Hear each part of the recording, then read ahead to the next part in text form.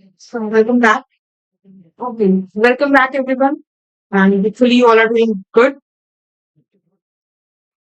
So let's please start with our second, third lecture of economics and business environment. Okay, तो मेरी कोशिश ये रहेगी कि मैं आप लोगों को ना टॉपिक्स के ऊपर ज्यादा लेके जाऊँ. हम चैप्टर वाइज तो चलेंगे ही चलेंगे, but more and more I will try to make you understand the topics. Okay. Okay, so the next topic is the working of an economic system. देखो आपका इकोनॉमिक सिस्टम वर्क कैसे करता है, ये भी एक बहुत इंपॉर्टेंट चीज है. हमारा इकोनॉमिक सिस्टम वर्क कैसे कैसे करता है. देखो हमारे पास तीन तरीके की इकोनॉमी होती है. एक होती है कैपिटलिस्ट इकोनॉमी,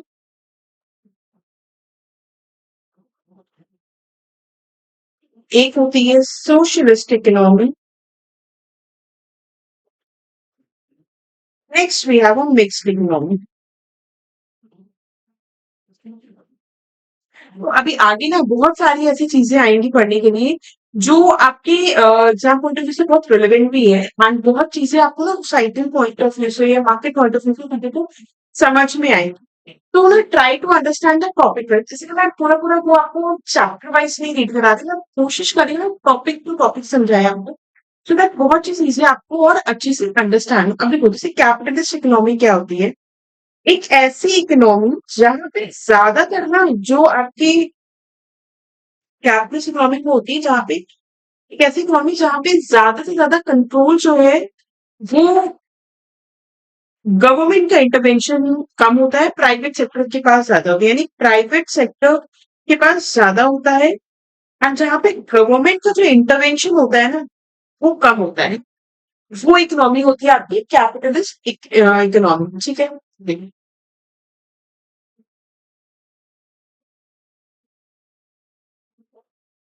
यानी जहाँ पे आपका प्रोडक्शन हम कह सकते हैं प्राइवेटली ओन्ड ऑर्गेनाइजेशंस कर रही हैं, ओन्ड ऑर्गेनाइजेशंस कर रही हैं. लोगों का जो मोटिव होता है ऐसी इकोनॉमी में वो क्या होता है, वो प्रॉफिट अर्न करना होता है. वो सोसाइटी में बड़ा इतना उनको दान दया भी नहीं बनना, भाई मैं लगा रहा हूँ, मैं कमा रहा हूँ. उनका मोटिव ही होता है प्रॉफिट अर्न करना. ठीक है.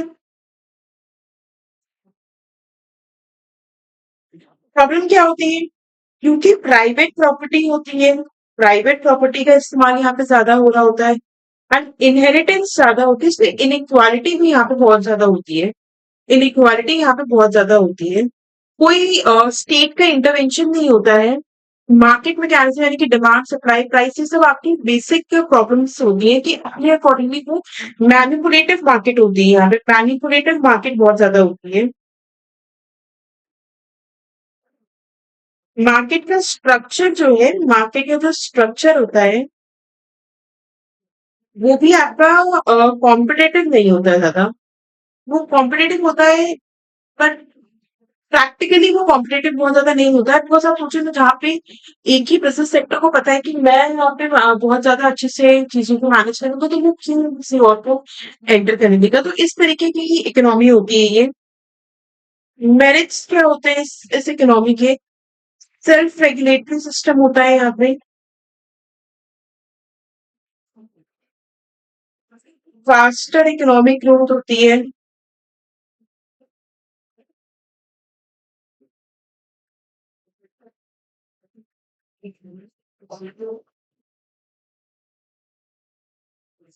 मार्केट फोर्सेस बहुत वर्क करते हैं.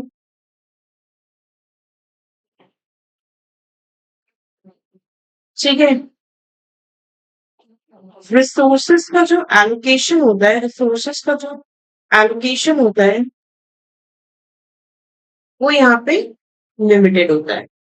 तो ये कुछ मेरिट्स है, कुछ डीमेरिट्स भी है इसके. जैसे इनइक्वालिटी होती है, ऑलरेडी आप लोगों को बताया. कंपटीशन की कमी होती है यहाँ पे. ठीक है. मोनोपोली बहुत ज्यादा होती है. मोनोपोली ज्यादा होती है.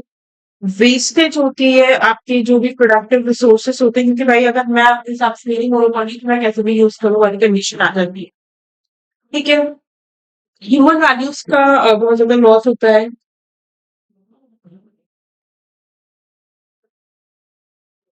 देखो इस तरीके की चीजें होती हैं। आप सिंपल से समझो ना भाई, अगर कैपिटलिस्ट इकोनॉमी में प्राइवेट का ज्यादा की रिसोर्सेस होती है, प्राइवेटाइजेशन बहुत है, तो सिंपल सोचो जिस मार्केट में आप हो और आपको पता है कि भाई मेरा ही सारा कुछ है, तो भाई मैं ही भगवान हूँ।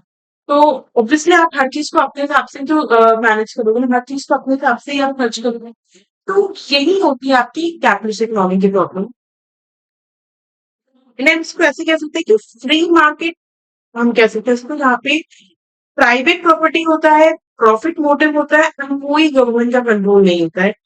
देखो वही अगर आप सोशलिस्ट इकोनॉमी में आओ, नाम ही सजेस्ट कर रहा है, यहाँ पे गवर्नमेंट इंटरवेंशन ज्यादा होता है, प्राइवेट इंटरवेंशन कम होता है। सिंपल सी बात है कि सोसाइटी के पॉइंट ऑफ व्यू से ज्यादा काम कर रही होती है, सोशल मैटर्स में ज्यादा इन्वॉल्व होती है, जहां से बेनिफिट ऑफ सोसाइटी का as a whole, benefit of society as a whole इनका मोटिव होता है। ठीक है। And then we have a mixed economy, जहां पे आपका प्राइवेट एंड गवर्नमेंट दोनों इक्वली कंट्रीब्यूट करी होगी। जैसे हमारी कंट्री इंडिया, जहां पे कुछ सेक्टर्स में प्राइवेटाइजेशन है एंड कुछ में 100% कंट्रोल गवर्नमेंट का है। इनका मोटिव सोसाइटी को भी ध्यान में देना है, इनका मोटिव प्रॉफिट अर्निंग भी होता है, दोनों ही इनका मोटिव रहता है। हाँ, प्रॉब्लम्स आती है ऐसी सोसाइटी में, जो ग्रोथ रेट होती है ना, जो ग्रोथ रेट होती है ना वो ना कहीं स्लो हो जाती है। कि कई कई ऐसे मैटर्स होते हैं जहां पे प्राइवेटाइजेशन आ सकता है, पर वहां पे क्योंकि गवर्नमेंट का कंट्रोल है, इसलिए प्राइवेट सेक्टर वहां पे इन्वॉल्व नहीं हो पाता। एंड अल्टीमेटली क्या होता है, अल्टीमेटली ये होता है कि वो काम नहीं कर पा रहे होते। लेबर प्रोडक्टिविटी पुअर होती है, लेबर प्रोडक्टिविटी पुअर होती है। तो ये कुछ बेसिक सी प्रॉब्लम्स होती है जो आपका इन सोसाइटीज को फेस करनी पड़ती है।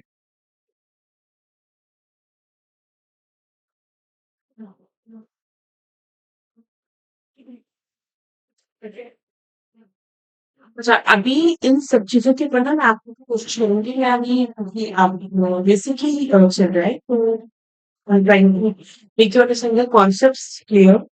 एंड जैसे we will move on, I will try to give you the uh, information the notes aspect. तो अभी हम लोग वैसे ही चीजों को मैनेज करते हैं।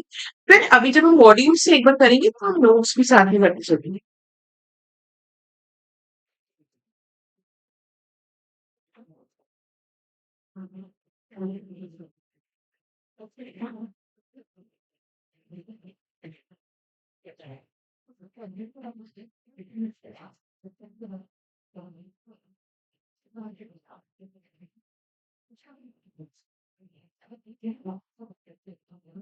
Theory of demand and supply, ये हम लोगों ने ऑलरेडी पढ़ा हुआ है थोड़ा बहुत। तो मैंने आपको बताया, डिमांड कब बढ़ेगी, जब प्राइस कम होगा। सप्लाई कब बढ़ेगी, जब प्राइस बढ़ेगा। प्राइस बढ़ा, डिमांड कम हुई। प्राइस बढ़ा, सप्लाई प्राइस कम हुआ, सप्लाई बढ़ी। तो ये हमने ऑलरेडी कवर अप किया हुआ है इसी चीज को। यही आपका पूरा लॉ ऑफ डिमांड और लॉ ऑफ सप्लाई इसी बात को कहता है। ऑलरेडी मैंने बताया था, लॉ ऑफ डिमांड को लेके, लॉ ऑफ सप्लाई को लेके कुछ एक्सेप्शंस होते हैं, जैसे गिवन गुड्स है, जैसे आपका कोई कंज्यूमर बायस चीज है, तो वो एक अलग पॉइंट्स हो जाते हैं। अदरवाइज यहाँ पे आपका टॉपिक कवर होता है। ओके, सो अभी हम इसको यहीं पे रोकते हैं। एंड कल हम नोट्स भी कंप्लीट करेंगे अपने साथ में, जो भी टॉपिक्स हम लोग कवर करेंगे उसमें नोट्स भी कंप्लीट करते रहेंगे। एंड कोशिश रहेगी कि मॉड्यूल भी कवर करें, नोट्स भी कवर करें, टॉपिक्स ऑब्वियसली आपको क्लियर भी होने चाहिए। So till then just enjoy and try to complete your courses on daily basis. Okay, bye.